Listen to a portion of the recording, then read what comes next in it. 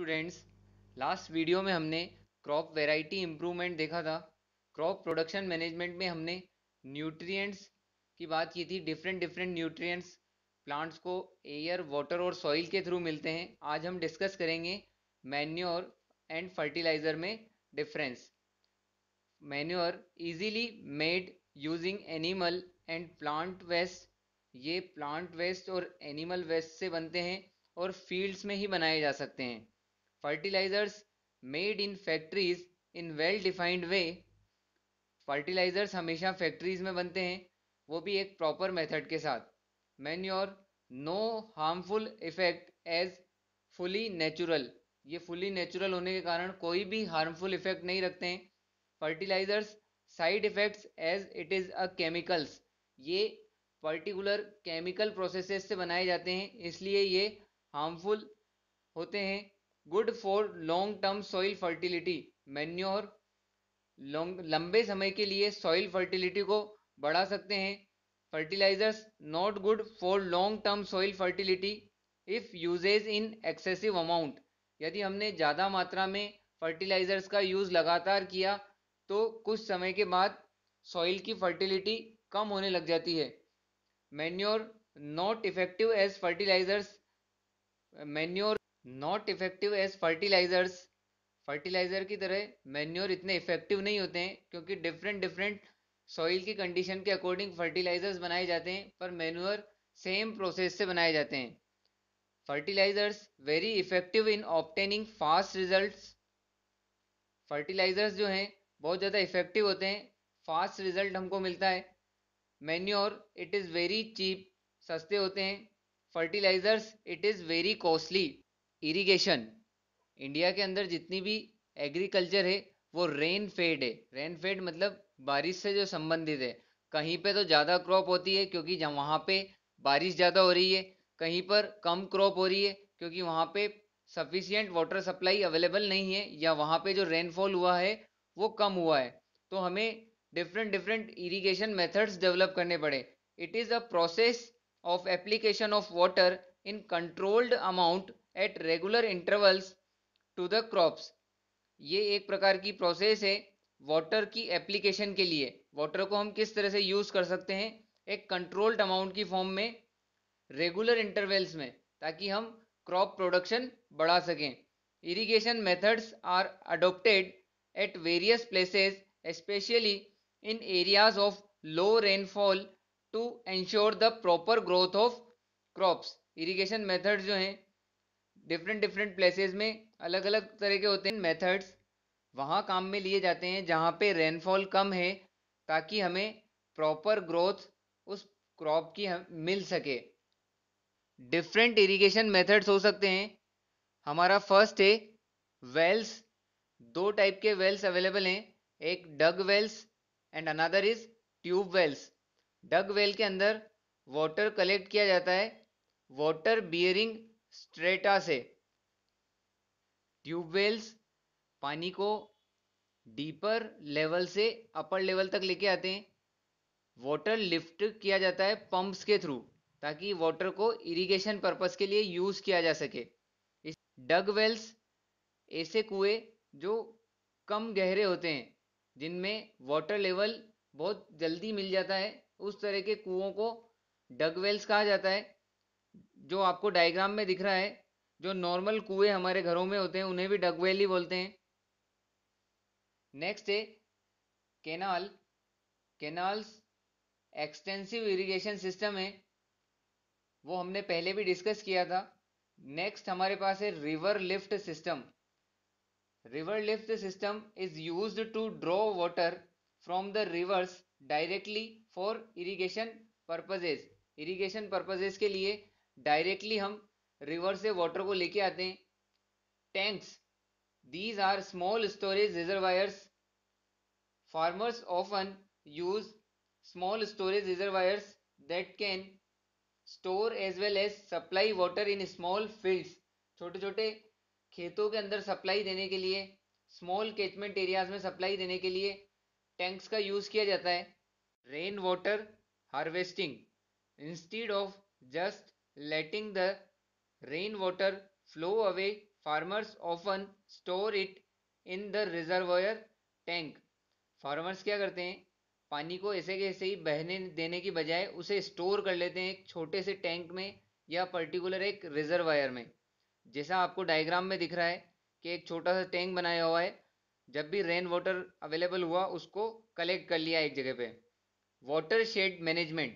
Small dams are built on the rivers and streams in order to increase the ground levels of the area. Particular dams बना दिए reverse और stream में, काई के लिए, ताकि हमारा ग्राउंड लेवल जो है वाटर का वो इंक्रीज हो सके। These check dams prevent water from flowing away and causing soil erosion. ये चेक डैम्स वाटर को, पानी को रोक कर रखते हैं, साथ ही साथ सॉइल इरोजन का कारण होते हैं। सॉइल इरोजन, मिट्टी का कटाव। Cropping patterns, different different crops किस तरह से लगा सकते हैं ताकि हमारा जो क्रॉप प्रोडक्शन है वो इंक्रीज हो सके। Different cropping patterns are used by farmers in order to increase the crop yield. जो फसल उग रही है उसे हम बढ़ा सकें, तो पहला मेथड है हमारे पास mixed cropping. It is a cropping pattern in which two or more crops are grown together in the same field. Cropping pattern के अंदर हमने दो या उससे ज़्यादा फसल एक साथ उगा दी एक ही फील्ड में, जैसे wheat and gram, wheat and mustard, groundnut and sunflower. Mixed cropping के एग्जाम्पल हैं inter cropping. It is a cropping method in which two or more crops are grown together in a field but in a specific pattern। अब इस cropping method में भी हम दो या उससे ज़्यादा फसल उगा रहे हैं पर कोई स्पेशल पैटर्न में उगा रहे हैं। स्पेशल पैटर्न मतलब जैसे हॉरिजेंटल सारी एक फसल उगा दी, फिर एक फसल वर्टिकल उगा दी, इस तरह से कोई स्पेशल पैटर्न बना दिया, कोई शेप टाइप से अलग अलग फसल उगा दी, जैसे सोयाबीन और मेज, finger millets and cowpea. Crop rotation, growing different crops on a piece of land in a pre-planned succession is known as crop rotation. Crop rotation is done for different crop combinations। दो अलग अलग crops एक साल के अंदर उगा ली, पहले ये उगा लिया एक फसल, दूसरी फिर एक फसल उगा ली। इससे क्या लॉस हो सकता है? If farmers grow the same crop on the land for long term, the same nutrients keep on depleting from the soil, which leads to a decrease in the soil fertility। Soil fertility को कम कर सकते हैं क्योंकि हर बार जो आपने फसल उगाई, soil से जो न्यूट्रिएंट्स मिल रहे थे वो सारे के सारे न्यूट्रिएंट्स उस फसल ने कैच कर लिए। Planting different crops on rotation can lead to a better yield. अब आपने क्या किया, दूसरी साइड में अलग अलग फसल उगाई, एक फसल को पर्टिकुलर न्यूट्रिएंट्स ज़्यादा चाहिए थे, दूसरी फसल को कोई अलग तरह के न्यूट्रिएंट्स चाहिए, तो उस बचे हुए टाइम में सॉइल फर्टिलिटी वापस रिप्लेनिश हो जाती है। तो इस तरह से सॉइल फर्टिलिटी मेंटेन रहती है क्रॉप रोटेशन मेथड को अगर हम यूज़ करते हैं। क्रॉप प्रोटेक्शन मैनेजमेंट, क्रॉप को किस तरह से प्रोटेक्ट कर सकते हैं, कौन कौन से फैक्टर्स उसे अफेक्ट कर सकते हैं। Factors that can affect the production of crops are weeds, pests and diseases। Weeds along with crops, sometimes some other plants also grow up which are not needed, these are called weeds। कुछ ऐसे पौधे उग गए छोटे छोटे उस plants के साथ जो हमें ज़रूरत ही नहीं थी, तो उन्हें हटाने के लिए हम वीडिसाइड्स का यूज़ करते हैं। Weedicides are sprayed on the field that can kill them as they do not harm any crops। Weedicides weeds को खत्म कर देते हैं किंतु फसल को कोई नुकसान नहीं पहुंचाते हैं। Weeds can be uprooted manually by the farmers। साथ ही साथ छोटी स्तर पे, छोटे लेवल पे वीड्स को अपरूट किया जाता है मैनुअली फार्मर्स के द्वारा। जैसा कि आपको डायग्राम में दिख रहा है, एक एक पौधे को हाथ से उखाड़ना मतलब मैनुअली हम अपरूटिंग कर रहे हैं, उन पौधों को हटा रहे हैं। Paste, several insects and paste can affect the crop in different ways. They can cut the part of the crops like fruits, leaves and stems. कोई लीव्स को खत्म कर दिया, स्टेम्स को खराब कर दिया, फ्रूट्स का जो प्रॉपर मैच्योरेशन पीरियड था उससे पहले ही फ्रूट्स खत्म हो गए। तो ये पेस्ट और इंसेक्ट्स इस तरह से पर्टिकुलर क्रॉप को अफेक्ट करते हैं। पेस्ट एंड इंसेक्ट से बचने के लिए हम पेस्टिसाइड्स और इंसेक्टिसाइड्स का यूज करते हैं। Pesticides and insecticides are spread on the fields to kill the germs. उन कीटाणुओं को मारने के लिए पेस्टिसाइड्स और इंसेक्टिसाइड्स का यूज किया जाता है। Diseases, micro organisms such as fungi, bacteria and viruses often attack the crops and affect them. Micro organisms जैसे फंगी, बैक्टीरिया और वायरसेस हैं, वो क्रॉप पर अटैक कर सकते हैं और उसे नुकसान पहुंचा सकते हैं। These pathogens can be transmitted to the crops via soil, water और एयर। ये पैथोजेंस कहाँ से ट्रांसमिट हो सकते हैं? सॉइल से ट्रांसमिट हो सकते हैं, एयर से ट्रांसमिट हो सकते हैं, वाटर से ट्रांसमिट हो सकते हैं। अब इन्हें कंट्रोल करने के क्या क्या मेथड्स हो सकते हैं? Disease management methods, selecting the crop that suits the temperature and climate conditions of the place। उस पर्टिकुलर जगह पे क्लाइमेट कंडीशन और टेम्परेचर जैसा है उसके अकॉर्डिंग हम क्रॉप को वहाँ पे ग्रो करें। Planting the seeds on the right time, particular जो प्लांटेशन हो रहा है सीड्स का वो राइट टाइम पे होना चाहिए, उनको राइट टाइम पे उगाना चाहिए। हर्बिसाइड्स, हर्बिसाइड्स यूज़ करने चाहिए वहाँ पे ताकि जो डिजीज़ उसमें हो रही है वो कंट्रोल हो सके, या जो बैक्टीरियाज वहाँ पे अवेलेबल हैं, जो पैथोजेंस अवेलेबल हैं, उन्हें ख़त्म किया जा सके। यहाँ तक तो हमने crop variety improvement, crop production और क्रॉप प्रोटेक्शन मैनेजमेंट देखा। अब हमारे पास पर्टिकुलर क्रॉप पककर तैयार हो गई। अब उससे जो हमको क्रॉप मिली है उस क्रॉप को स्टोर करना है, पर्टिकुलर ग्रेन्स को स्टोर करना है। Storage losses in agriculture produce can be very high.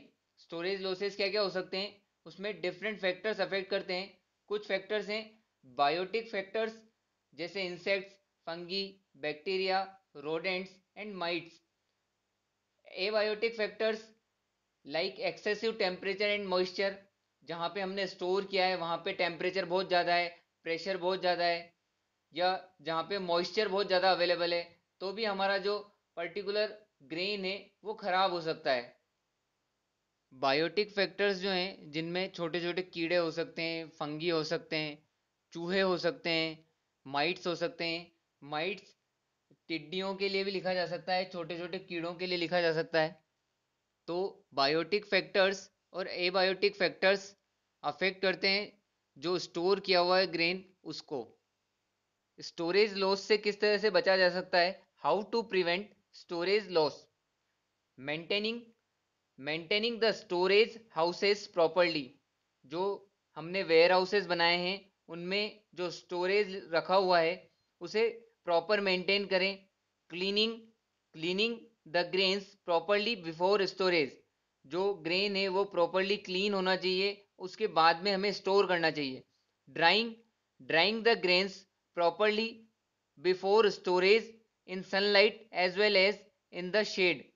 उसे पहले सुखाना चाहिए, या तो सनलाइट में सुखा दें या फिर शेड में सुखा दें। अगर हम नहीं सुखाते हैं तो उसमें मॉइस्चर रह जाता है, उसके बाद इंसेक्ट्स, माइट्स या रोडेंट्स उसको खा सकते हैं। Thank you very much.